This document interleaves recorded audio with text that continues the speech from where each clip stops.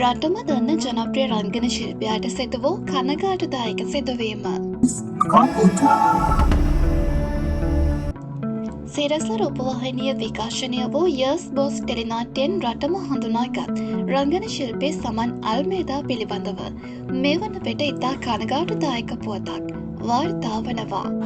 ශ්‍රී ජයවර්ධනපුර රෝහලේ 14 වන පාර්ට්ටුවේ වෛද්‍යවරුන්ගේ දැඩි නිරීක්ෂණය යටතේ මේ වන විට ඔහු නේවාසිකව ප්‍රතිකාර ලබමින් පසුවනවා. යර්ස් බෝස් ටෙලිනාට්‍යයේ විජය නන්දසිරි සමග රඟපාමින් සබඳ පොපලිස්, සකිසඳ එලිසස් වැනි අතිශය ජනප්‍රිය ටෙලිනාට්‍ය සඳහා රංගනයෙන් දායක වූ සමන් අල්මේදා දැඩි ලෙස රෝගාතුරව ශ්‍රී ජයවර්ධනපුර රෝහලේ අවදානම් තත්ත්වයෙන් පසුවන බවටයි වාර්තා වන්නේ.